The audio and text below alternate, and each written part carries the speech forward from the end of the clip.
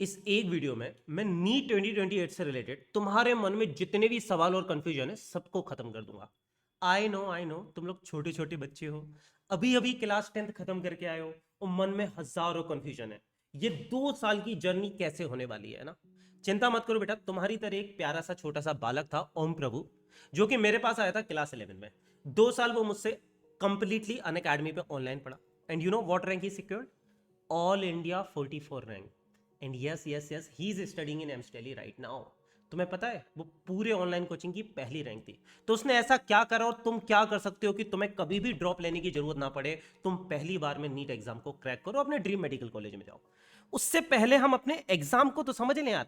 NEET 2028 कितने face में होगा? एक में होगा, दो में होगा, ऑनलाइन होगा, ऑफलाइन होगा, एलिजिबिलिटी क्या होगी भाई सब, पैटर्न क्या होगा एग्जाम का, डिफिकल्टी लेवल क्या होगा, फिजिक्स स्पेशली जो नीट के बच्चों को डराता है वो कैसा होगा, कितने अटेम्प्ट दे सकते हैं, सिलेबस क्या होगा और किस तरह से पढ़ना है, कौन सी किताबों से। आओ एक एक करके करते हैं बात। सबसे पहले जो बच्चे नए हैं यहाँ पे और मुझे नहीं जानते, let me introduce myself. I am Prateek Jain and I make people fall in love with physics and of course the physicist.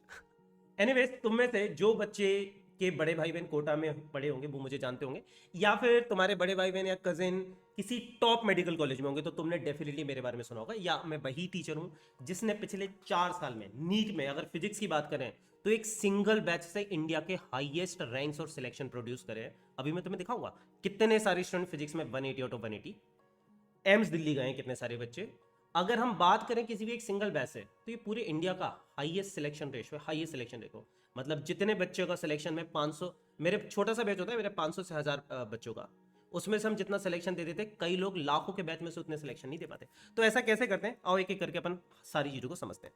सबसे पहले डिफिकल्टी लेवल की बात करूं अगर मैं नीट एग्जाम के ना, तो देखो मैं तुम्हें बहुत अच्छे से और आसान तरीके से समझाता हूं। देखो सबसे इजी लेवल का क्या है अपने 12th के बोर्ड्स और क्यूट एग्जाम है ना। बहुत सिंपल, बहुत आसान होता है। जो तुम्हें पढ़ाते हैं उसी टाइप के क्वेश्चन एग्जाम में पूछे जाते हैं, आके भर भर के तुम बड़े बड़े आंसर लिखो, क्वेश्चन को दो दो बार लिखो, नंबर मिल जाते हैं। अगर मैं बहुत डिफिकल्ट एग्जाम की बात करूं तो दैट इज जेई एडवांस या फिर इंटरनेशनल फिजिक्स ओलंपियाड।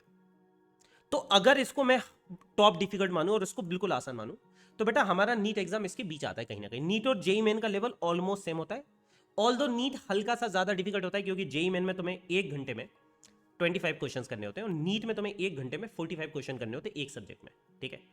पर नीट का एग्जाम कई बार बहुत डिफिकल्ट भी आया है, जैसे कि नीट 2025 या फिर नीट 2016। ये ऑलमोस्ट जेई एडवांस लेवल का था। इनफैक्ट मैं उससे ज्यादा डिफिकल्ट बोलता हूं इसको, क्योंकि जेई एडवांस में सिर्फ 18 क्वेश्चन करने होते तुमको 1 घंटे में, यहाँ पे 45 क्वेश्चन करने थे। और फिर भी मेरे स्टूडेंट फोड़ के आए, तो कैसे करा उन्होंने उसके बारे में भी अपन बात करेंगे। पर समझ लो नीट का लेवल कहीं ना कहीं जेई मेन से ऊपर है और जेई एडवांस के नीचे है। ये तो हो गया हमारे डिफिकल्टी लेवल का एग्जाम, ठीक है। पर देखो अब ये नहीं सोचना कि एग्जाम आसान आएगा डिफिकल्ट आएगा। ये समझो चाहे नीट का एग्जाम तुम्हारा आसान आ जाए, चाहे 2025 जैसा डिफिकल्ट आ जाए, हमें हर लेवल पे तैयारी करनी है, ये ध्यान रखो। हम अपने करियर के साथ जुआ नहीं खेलते। आगे बढ़ते हैं भाई। अब तुम्हें डर लग रहा होगा है ना कि इतना खतरनाक एग्जाम है, पर बेटा अच्छी न्यूज़ है कि हर साल मेडिकल सीट्स बढ़ रही हैं, हर साल बढ़ती हैं, क्योंकि इंजीनियरिंग में बच्चे कहीं ना कहीं हल्के से ड्रॉप हो रहे हैं, मेडिकल में बढ़ते जा रहे हैं। तो और जरूरत भी ज़्यादा है भाई डॉक्टर्स की, गांव गांव में हमको डॉक्टर्स की जरूरत है, तो मेडिकल सीट्स गवर्नमेंट खुद भी इंक्रीज करी, तो ये एक अच्छी चीज़ है तुम्हारे लिए।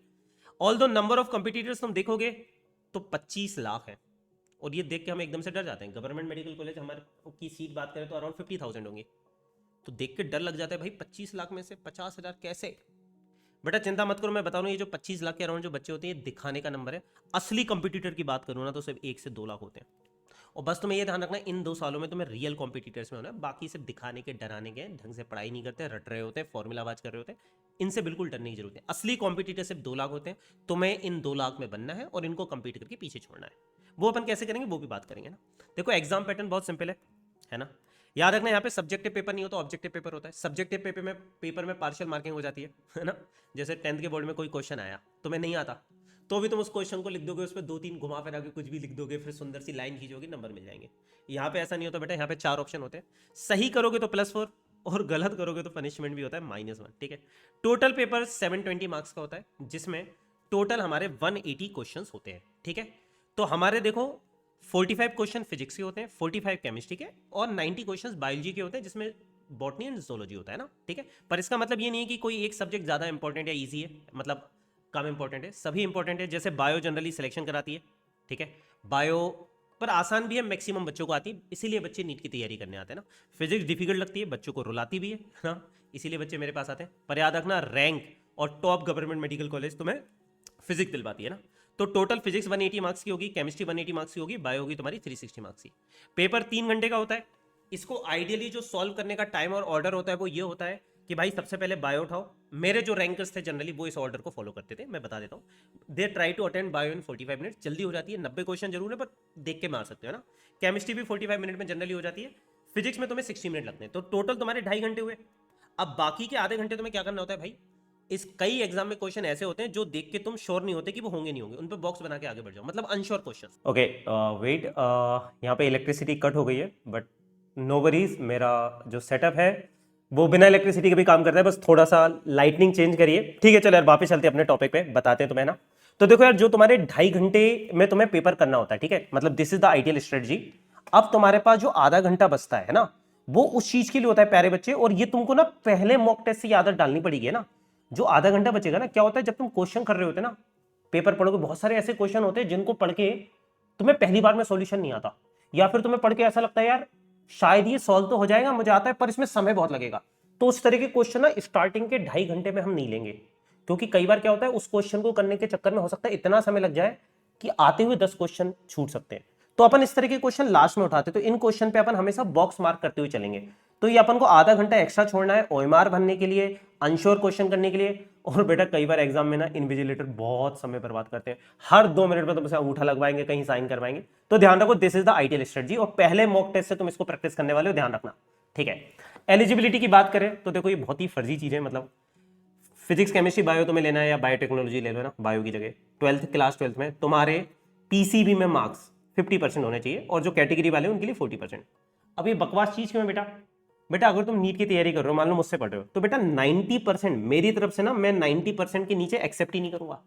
मतलब बोर्ड बहुत आसान एग्जाम है भैया, फिजिक्स केमिस्ट्री बायो। तुम एक चीज समझो, अगर तुम मुझसे या मेरी टीम से पढ़ रहे हो, सुपर 6 टीम से, जिससे ओम प्रभु पढ़ाता, सरन्या पढ़े थे, जो टॉपर्स हैं, तो बेटा तुम्हारे नीट की और class 12th 11th 12th board जो भी तुम्हारा, उसकी 100% जिम्मेदारी हमारी है।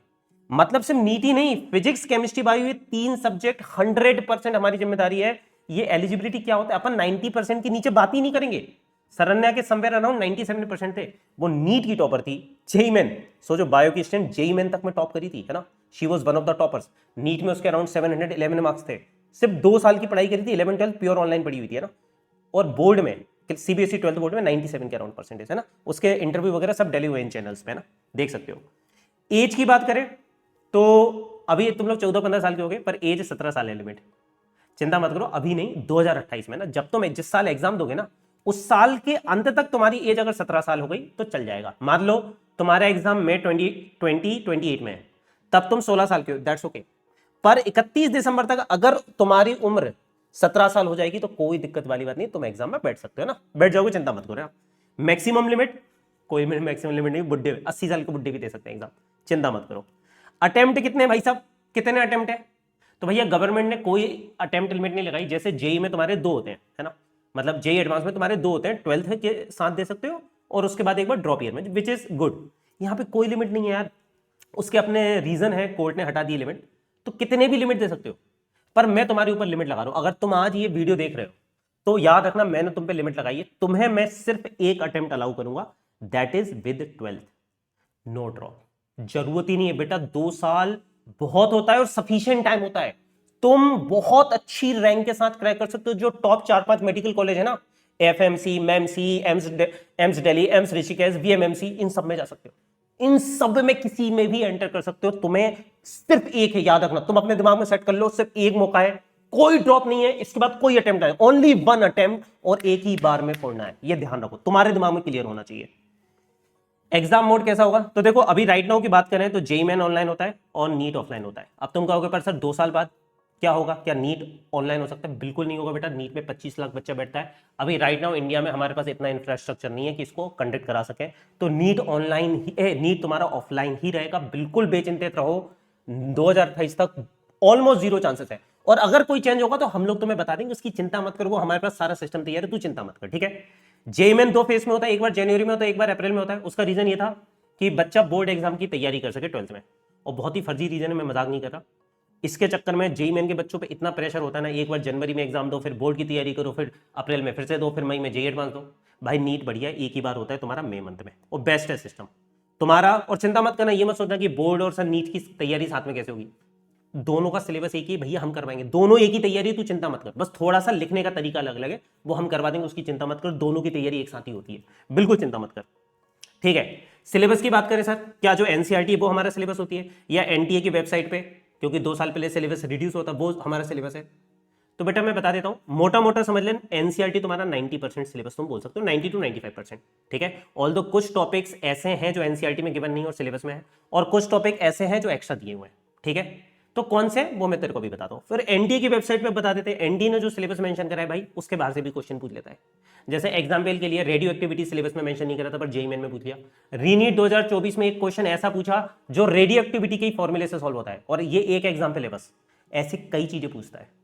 तो तुम कहोगे फिर से हम क्या करें, जो सिलेबस में मेंशन नहीं है वो भी अगर पूछ रहा है एग्जाम में, फिर तो बेटा इसलिए बस नोट्स, टीचर्स, ये इसके बारे में तुम्हें परेशानी नहीं होना, इसके बारे में तुम्हें परेशान नहीं होना, ना तुम्हें कभी एनटी की वेबसाइट खोलनी है, ना तुम्हें कभी सिलेबस खोल के देखना है, ना कुछ नहीं। भाई टीचर किस लिए होते हैं, ये ध्यान रख, नोट्स के बाहर से कभी कोई क्वेश्चन नहीं आता, कभी कुछ नहीं आता, सारे कॉन्सेप्ट A to Z। अगर तू मेरे नोट्स और डीपीपी कर रहा है, A to Z पूरा नोट्स में से देखो मिलना है, पर हम रटेंगे नहीं, हम पूरा कॉन्सेप्चुअली पढ़ेंगे A to Z, एक एक चीज फील कर डालेंगे।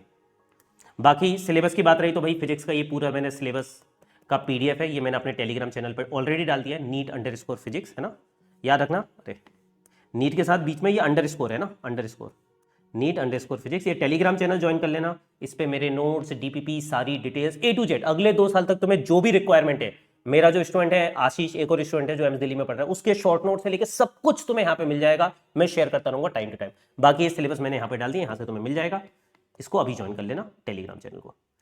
ये ओम प्रभु है जिसके बारे में हम बात कर रहे थे ना, ऑल इंडिया 44 रैंक, 2 साल याद रखना, इसने कोई ड्रॉप नहीं लिया, 2 साल स्कूल गोइंग स्टूडेंट।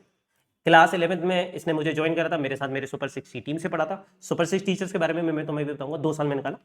फिजिक्स में 180 आउट ऑफ 180, सोच के देखो है ना, 701 नंबर। सरन्या 711 नंबर, अगेन मैंने बताया NEET topper, JEE Main topper, board toppers, again 2 year student, कोई ड्रॉप नहीं। तो तुम लोगों का भी यही टारगेट है, ध्यान रखना है ना। ठीक है, बाकी इसके अलावा और भी कई डाउट होंगे तुम्हारे मन में, इनको एक बार पॉज करके वीडियो ये सारी चीजें पढ़ लो। तुम्हारे मन में ये भी सवाल होंगे कि सर पीसी भी लें कि साथ में पीसीएम भी करें, मैथ्स भी ले लें साथ में, फिजिक्स के लिए अलग से मैथ्स पढ़नी पड़ेगी क्या, और भी ऐसे कई सवाल होंगे, ये भी डाउट हो सकते हैं तुम्हारे मन में, पॉज करके एक बार पढ़ लो। अगर तुम चाहते हो कि ये सारे डाउट में एक वीडियो बना के 10 मिनट का वीडियो बना के क्लियर कर दूं, तो भैया मुझे कमेंट में लिख देना।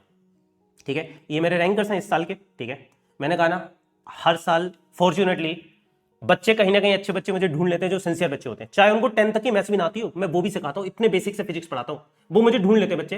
And I am so fortunate कि मेरे साथ मेरे बच्चे मिलकर इतनी मेहनत करते हैं कि हम पिछले 4 साल से कंटिन्यूअसली पूरे इंडिया का combined offline and online India का बेस्ट रिजल्ट दे रहे हैं कंबाइंड। मतलब और ये डेटा पब्लिकली अवेलेबल है, जितने सिलेक्शन 1 लाख के बैच में से नहीं होते, कई कोचिंग्स हैं जहां पे 1 लाख बच्चे पढ़ते हैं एक बैच में, मेरे 500,000 के बैच में से नंबर ऑफ सिलेक्शंस भी ज्यादा है, नंबर ऑफ रैंक्स भी ज्यादा है, इतने स्टूडेंट्स एमएस दिल्ली जा रहे हैं। फिजिक्स में 180 आउट ऑफ 180 लेके आ रहे हैं, यहाँ पे 4 स्टूडेंट्स, गोरी भी 2 ईयर स्टूडेंट थी तुम्हारी तरह।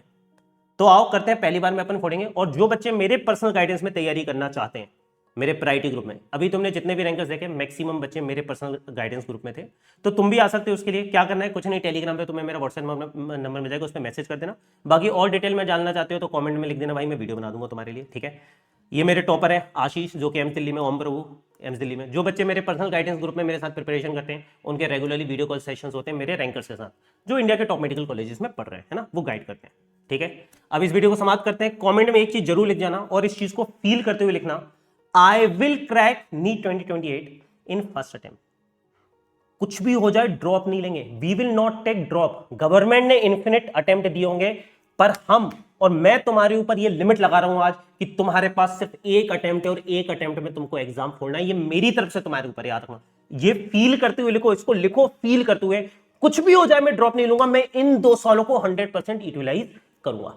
अच्छा लगा वीडियो लाइक कर देना, और अपने दोस्तों के साथ शेयर करना जो नीट के लिए सिंसियर है। सी यू गाइस, बाय बाय।